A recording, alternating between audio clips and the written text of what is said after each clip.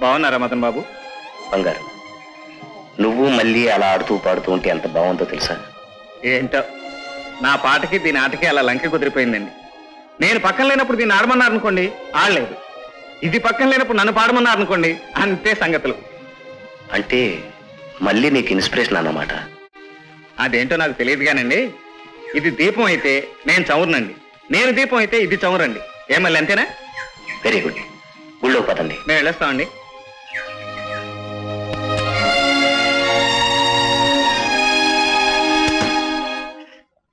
ఏంటోనక్క, ఈ ఊళ్ళో వాళ్ళని చూస్తే తన్నాలనిపిస్తోంది నాకు.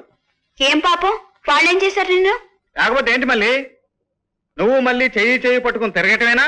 కొంగు ముడు వేసుకునేదేమన్నా ఉందా లేదా అని ఒకటే గోలా. ఓ పెళ్లి గోలా. ఏక వింటున్నావా? మరి వాళ్ళని ఏం చెప్పినారు మించమంటావు నన్ను? ఈ నెలలోనే మా అక్క ముహూర్తాలు పెట్టిస్తోందిరా అని చెప్పమంటావా? మల్లికి పెళ్లి చేయాలంటే పెద్దబాబు గారు అనుమతి కావాలరా. ఆయన అనుమతి ఎందుకు మర్చినా? ఊరికి పెద్దవారు కదా. అయితే మాత్రం ఊళ్ళో ఎవరు పెళ్లి చేసుకున్నా ఎవరు పురుడు పోసుకున్నా ఆయన అనుమతి తీసుకునే చేసుకోవాలా? బంగారు, ఏమిట్రా మాటలు? లేకపోతే ఏమిటక్క, మనం ఏమన్నా ఆయన దివాణంలో నౌకర్లమా? కాకపోయినా గతంలో ఆయన మనకు చాలా సహాయం చేశారు. నీకు బండి కొనిచ్చారు, మనకి ఇల్లు ఇచ్చారు. ఇస్తే ఆయన అధికారం ఆ బండి మీద ఉండాలి, లేకపోతే ఇంటి మీద ఉండాలి. మళ్ళీ జీవితం మీద ఆయనకేమిటి అధికారం? మళ్ళీ నీ కూతురా ఆయన కూతురా? బంగారు, బావన్న మాటల్లో తప్పే ఉందమ్మా. పెద్ద బాబు గారు మనకు ఉపకారం చేస్తే ఆయన కోట్ల నమస్కారాలు పెడదాం. అంతేగాని నా పెళ్లి విషయంలో ఆయన పెద్దరికం ఏమిటి? అక్క, మళ్ళీ నాకిచ్చి పెళ్లి చేయటం నీకు ఇష్టం ఉందా లేదా? ఉంటే ఉందని చెప్పు, లేకపోతే లేదని చెప్పు. పెద్దబాబు గారు అనుమతి కావాలని ఏవేవో సాకులు చెప్పి తప్పించుకోవాలని చూడకు. అక్క, చిన్నప్పటి నుంచి నాకు అమ్మా నాన్న లేకపోయినా నువ్వే అమ్మగా నాన్నగా నన్ను పెంచి పెద్ద చేశావు. నువ్వు నాకు దైవం కంటే ఎక్కువ అక్క. చెప్పు, మా పెళ్లి చేయటం నీకు ఇష్టం ఉందా లేదా? చెప్పక్క,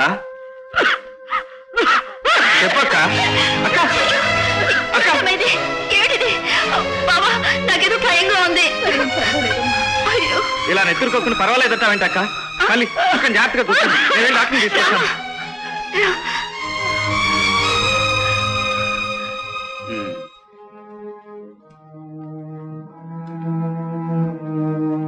ఎలా ఉంది? ఎందుకు అలా రక్తం కక్కు? ఇలా రా బంగారు.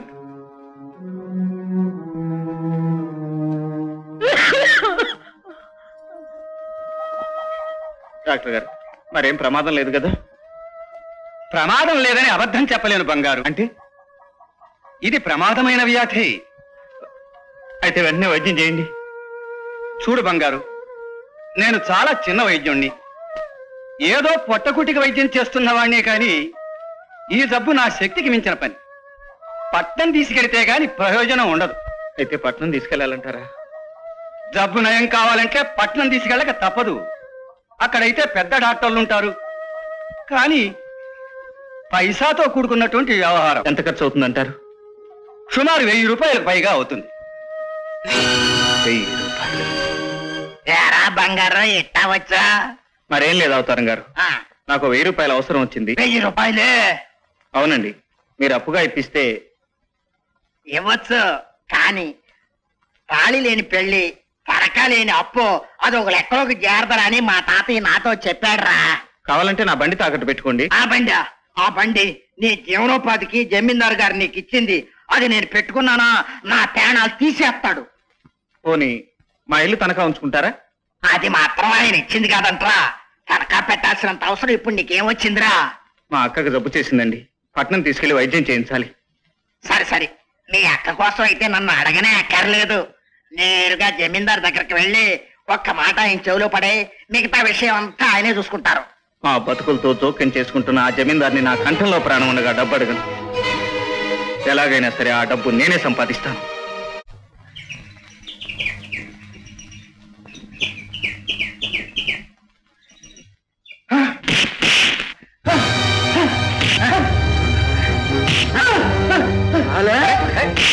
ఏంటి ఇది? ఎందుకు ఇతను కొడుతున్నా? నీకెందుకు పోవాయ్? చెప్తుంటే నీకు కాదు. నా దారి కట్టొస్తున్నావు ఏంటి? నిన్ను కూడా తనాలా?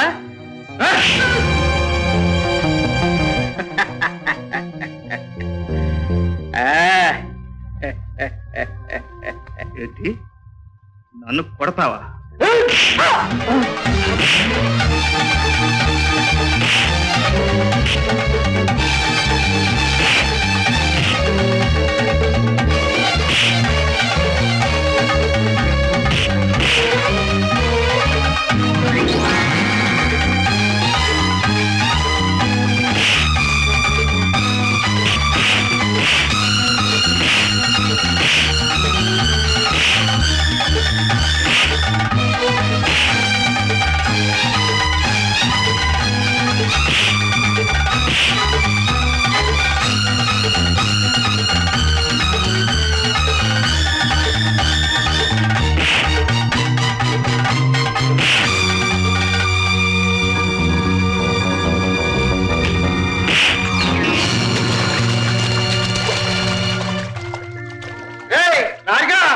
ఎవరు చేస్తానని ఖండించావు కదా ఆ ఎవరు అలా చేస్తావో నేను చూస్తారా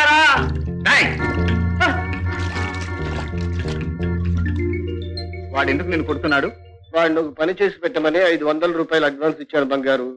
వాడు ఆ పని చెయ్యడు, డబ్బు తిరిగివ్వడు. గట్టిగా అడిగితే ఇది ఇలా తంతున్నాడు.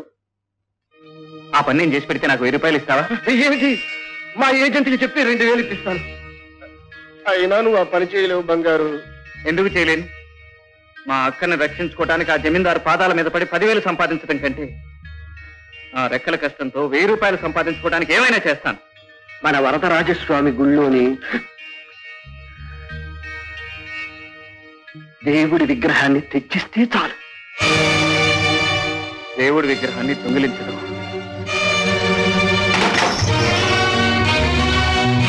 నీకు పూజ చేసి గాని మంచినీళ్ళైనా ముట్టని మా అక్కకు నోటంట రక్తం కక్కునేటంతటి డబ్బు తెచ్చిపెట్టావు.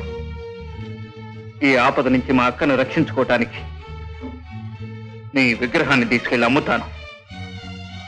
ఆ డబ్బుతోనే నీ భక్తురాల్ని బ్రతికించుకుంటాను. పాపమైనా పుణ్యమైనా నేరమైనా ఘోరమైనా మా అక్క తర్వాతే నువ్వు. మళ్ళీ నువ్వెందుకు వచ్చావు అక్కడికి? అసలు నువ్వు చేస్తున్న పనేమిటి? ఈ విగ్రహాన్ని అమ్మి అక్కకు వైద్యం చేయిస్తాను. డబ్బు కోసం దేవుడి విగ్రహాన్ని అమ్ముతావా? బావా బావా నీకు ఎదురు తెచ్చి పట్టిందా ఈ పాప పనులు చేయటానికి? పాపం? నాకు కావాల్సింది పాప పుణ్యాలు కావు. నన్ను పెంచి పెద్ద చేసిన మా అక్క బ్రతకాలి. ఈ పాపపు సొమ్ముతో వైద్యం చేసిన మా అమ్మ బ్రతకదు బావా. మనిషికి చావొచ్చినా జబ్బొచ్చినా అంత దేవుడిష్ట ప్రకారమే జరుగుతుంది. అమ్మను బ్రతికించుకోవటానికి మరో దారి చూసుకుందాం. ఈ పాప పని మాత్రం చేయొద్దు బావా. రా వెళ్ళిపోదాం. చివరికి దేవుడి విగ్రహాన్ని దొంగిలించేంత పాపానికి పాల్పడ్డావరా నువ్వు? అది కాదు బాబు. మా వంశ పారంపర్యంగా మా ఇలవేల్పుగా పూజిస్తున్న ఈ దేవుడి విగ్రహాన్ని దొంగిలించబోయినందుకు నేను ఏం చేసినా పాపం లేదురా. పోలీసులకు అప్పచెప్తే సరే చితప్పటి జైల్లో పడతారు. అక్కర్లేదు. నేరం చేసిన వాళ్ళని పోలీసులు శిక్షిస్తారు. పాపం చేసిన వాడిని నేనే శిక్షిస్తాను. నేను తెలుసు.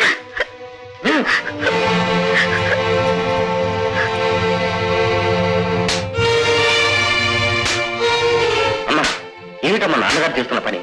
ఎంత చెప్పినా వినిపించుకొని. బాబా మరెప్పుడు ఇలాంటి తప్పు చేయను. క్షమించని ఒక్కసారి చెప్పు బాబా, చెప్పు బాబా.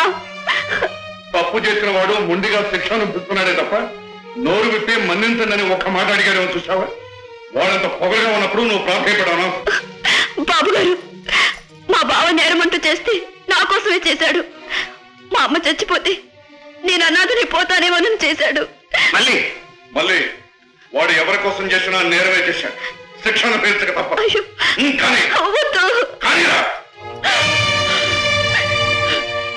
బాబుగారు, నా తమ్ముడు చెయ్యలేని నేరం చేశాడు. క్షమించమనడానికి కూడా వీల్లేని మహాపరాధం చేశాడు. కానీ తల్లి కాని తల్లిని ఒకే రక్తం పంచుకు పుట్టినాకని వాడి తరఫున నేను మిమ్మల్ని క్షమించమని ప్రార్థిస్తున్నాను బాబు. క్షమించండి బాబు, క్షమించండి. ఇక మీదట వాడు ఇటువంటి తప్పు పని చేస్తే మీకెవ్వరికీ శ్రమ లేకుండా ఆ దేవుడి గుడి ముందు ఎనుపోతుని బలేసేట్టు బలేసి పూచినాది. ఈ ఒక్కసారికి నా మోహన్ చూసి క్షమించండి బాబు, క్షమించండి. వీడు చేసింది క్షమించరాని నేరమే అయినా ఇది తొలి తప్పుగా భావించి క్షమిస్తున్నాను. రాయ్ కట్టు. బంగారు, నిన్ను వదిలివేయడానికి కారణం నీ మీద జాలి కాదు, మీ అక్క కన్నీళ్ళు. మరొకసారి ఇలాంటి తప్పు చేశావో నిన్ను ఈ ఊళ్ళోంచి గెంటేసి ఈ చుట్టుపక్కల నీకు మంచినీళ్లు కూడా పట్టకుండా చేస్తాను. జాగ్రత్త. మీరు వెళ్ళండి. సీతమ్మ, బాబు గారు, నీ తమ్ముడిలా పైలా పచ్చిస్గా తిరగడానికి కారణం మళ్ళీనని మా అనుమానం. అందుకే ఈ రోజు నుంచి మళ్ళీ మా దివాణంలోనే ఉంటుంది. బాబు గారు, మా అమ్మ అసలే జబ్బు మనిషి. అల్లా పాలనా చుట్టానికి నేను తప్ప మరెవరూ లేరు. నేను ఇక్కడ ఉండను. మీ అమ్మ ఆరోగ్యం కాపాడడానికి మేము తగిన ఏర్పాట్లు చేస్తాం. నువ్వు మాత్రం ఇక్కడే ఉంటున్నావు. ఇది మా నిర్ణయం. ఆ విషయం నిర్ణయించడానికి మీరెవరు? నీకు సమాధానం చెప్పాల్సిన అవసరం నాకు లేదు. నువ్వు బయటికి వెళ్ళు. మళ్ళీ నువ్వు లోపల రా.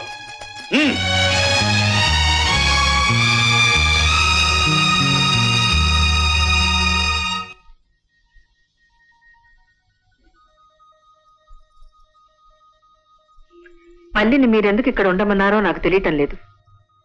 కొన్ని విషయాలు కొందరికి తెలియకుండా ఉండటమే మంచిది రాజేశ్వరీదేవి. నేను మీ భార్యను. మీ మనసును తెలుసుకునే హక్కు నాకుంది. అవును, కానీ మేము తీసుకున్న నిర్ణయం వల్ల మీకు ఎటువంటి కష్టము నష్టము వాటిల్లదనే మా అభిప్రాయం. చూడండి, మళ్ళీ బీద పిల్లే. కావలసినంత డబ్బివ్వండి, సహాయం చేయండి. కానీ మళ్ళీని దివాణంలో తీసుకొచ్చి ఉంచవలసినంత అవసరం ఏమిటో నాకు తెలియటం లేదు. మాకు కనిపించింది. పెదబాబు గారట, పెదబాబు గారు. మళ్ళీ 9 మాసాలు మోసింది నువ్వు, పేగు తెచ్చుకుని కన్నది నువ్వు, ప్రాణప్రదంగా పెంచింది నువ్వు. అలాంటిది నీకు తమ్ముడినైనా నాకు లేని అధికారం ఆ జమీందారు గారికి ఎక్కడి నుంచి వచ్చిందక్క? అధికారం ఉంది కదా అని ఆయన ఆజ్ఞాపించిన ఆ ఆజ్ఞలకు తల వంచి అవుననటానికి నీ కనకడుపులా ఒప్పుకుంది. ఊరంతటికి పెద్దవారు, మన మంచి మీలు కోరేవారు. 10 మందిలోనూ అడగగానే కాదనే ధైర్యం నాకు లేకపోయిందిరా. ఊరికి పెద్దవారు కదా అని నేను ఉరిపోసుకుని చావమంటే నువ్వు చచ్చిపోతావా? బంగారు, అవునక్క, మళ్ళీ నాకు ప్రాణం కంటే ఎక్కువ నీకు తెలుసు. ఇవాళ మళ్ళీని దివాణంలోకి పంపమన్న జమీందారు రేపు దానికో సంబంధం కట్టబెడితే అప్పుడు నువ్వు ఒక ఏడుపేడు చూరుకుంటావే తప్ప అడ్డు చెప్పు అన్నమాట. ఒకవేళ నువ్వు ఊరుకున్నా నేను ఊరుకోను. మళ్ళీ అక్కడ ఉండనివనక్క, ఇప్పుడే వెళ్ళి తీసుకొస్తాను. ఆగో! పెదబాబు గారి మాట కాదని మళ్ళీని తిరిగి తీసుకొచ్చే హక్కు నీకు లేదు. ఎందుకు లేదు? మళ్ళీ నా మేనగాళ్ళు. అంతకు మించి మళ్ళీకి నేను తల్లినిరా. నేను నీ తమ్ముడినక్క. మళ్ళీ నేను పెళ్లి చేసుకోవాలని ఎన్నో కలలు కన్నా. అయినా సరే మీ కలలు కలల్లో ఉండాలి తప్ప అవి నిజం కాకూడదు. చిన్నప్పటి నుంచి మేమిద్దరం కలిసిమెలిసి తిరుగుతుంటే ఎందుకు కాదలేకపోయావు? ఊరంతా మమ్మల్ని ఇద్దరిని కాబోయే మొగుడు పెళ్లాలని బాహాటంగా అంటుంటే వాళ్ళ నోళ్ళు ఎందుకు మూయించలేకపోయావు?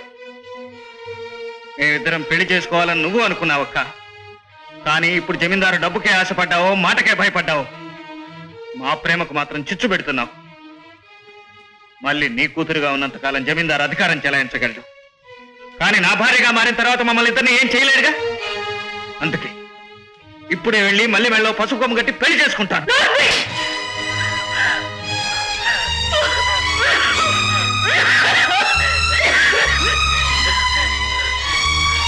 జాగ్రత్త. ఇక మీదట మళ్ళీ గురించి ఒక క్షణం ఆలోచించినా నిన్ను చంపి నేను చూస్తాను. అక్క, ఏమిటక్క మళ్ళీ?